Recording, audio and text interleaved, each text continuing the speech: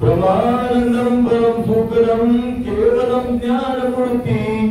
गंगवातीतं गगनं सदृशं तत्त्वमस्यादिलक्षणम् एकनित्यमलमचलं सर्वादि साक्ष्यभूतं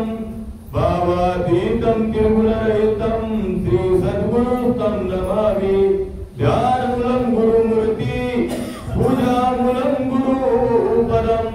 मंत्रमूलं गुरुवाक्ये मोक्षमूलं गुरुकृपा सद्गुरुनाथ महाराज की जय। सारविचार नावाच्या ग्रंथामध्ये